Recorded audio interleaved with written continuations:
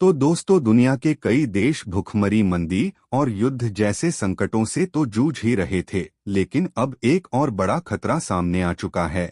और ये खतरा ऐसा है जो सीधे सीधे हमारी टेक्नोलॉजी और इलेक्ट्रॉनिक्स इंडस्ट्री को झकझोरने वाला है। हम बात कर रहे हैं रेयर अर्थ मेटल्स की, ऐसे मेटल्स जो मोबाइल से लेकर मिसाइल तक हर हाईटेक चीज के लिए जरूरी हैं। और बिना इनके आज का डिजिटल युग अधूरा है। इस पूरे गेम का बॉस कौन है? चीन। जी हाँ, चीन ने इन रेयर अर्थ मेटल्स की सप्लाई को अपनी ताकत बना लिया है और अब वह दुनिया को ब्लैकमेल करने की स्थिति में आ चुका है। भारत समेत कई देशों की इलेक्ट्रॉनिक कंपनियां चीन की इस सप्लाई कटौती की वजह से बंद होने की कगार पर पहुंच चुकी हैं। लेकिन कहानी में ट्विस्ट ये है कि भारत अब इस गेम को पलटने की तैयारी में है। इस वीडियो में हम बताएंगे कि भारत कैसे चीन की दादागिरी को टक्कर देने के लिए मैदान में उतर चुका है। तो वीडियो को लाइक करके चैनल सब्सक्राइब जरूर कर लें, क्योंकि आपकी एक क्लिक हमारी मेहनत को नई उड़ान देती है। अब सोचिए, अगर कहा जाए कि आपकी जेब में रखा मोबाइल, आपके घर का टीवी, आपकी इलेक्ट्रिक कार और देश की मिसाइल, सब कुछ एक ऐसे तत्व पर निर्भर है जो दिखता नहीं लेकिन सब कुछ कंट्रोल करता है, तो क्या आप यकीन करेंगे? माने या ना माने, लेकिन यही हकीकत है। रेयर अर्थ मेटल्स अब सिर्फ खनिज नहीं रहे, यह एक वैश्विक टेक्नो वॉर बन चुका है। चीन इस युद्ध में पूरी दुनिया पर भारी पड़ रहा है। भारत और अन्य देश इसकी मार झेल रहे हैं, क्योंकि चीन इन एलिमेंट्स पर सबसे ज्यादा कंट्रोल करता है।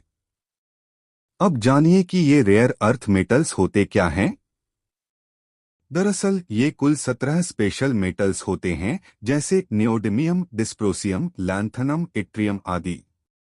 ये mobile, laptop, wind turbine, electric कारों, फाइटर जेट्स और मिसाइलों तक में इस्तेमाल होते हैं।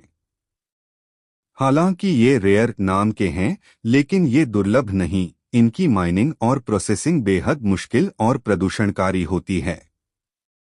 1990 के दशक में जब बाकी देश इस माइनिंग से पीछे हटे, तब चीन ने चाल चली, सस्ते दामों में दुनिया को सप्लाई देना शुरू किया।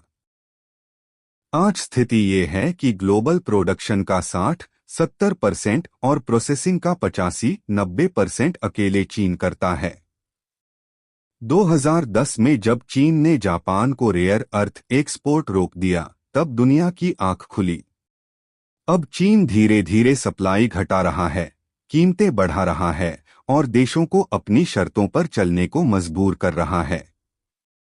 भारत के पास केरल और ओडिशा में मोनाजाइट सैंड्स जैसे स्रोत हैं, लेकिन प्रोसेसिंग टेक्नोलॉजी और निजी निवेश की कमी ने हमें पीछे कर रखा है। सरकारी कंपनी आईआरएल ही इस पर निर्भर है और प्राइवेट सेक्टर को इसमें घुसने की इजाजत नहीं। 2020 से 2022 के बीच भारत की कई कंपनियां बंद हो गईं, क्योंकि चीन की सप्लाई महंगी पड़ी। 2022 में भारत का 85% से ज्यादा रेयर अर्थ चीन से आया और भारत, जो दुनिया का तीसरा सबसे बड़ा इलेक्ट्रॉनिक्स मार्केट बनने जा रहा है, वो कच्चे माल के लिए दूसरों पर निर्भर है। ये एक विडंबना है। 2024 में चीन ने 7 प्रमुख रेयर अर्थ तत्वों और उनके बने मैग्नेट्स के एक्सपोर्ट पर परमिट की शर्त जोड़ दी। इससे ग्लोबल सप्लाई चेन प्रभावित हुई। भारत की ऑटो इंडस्ट्री पर भी सीधा असर पड़ा।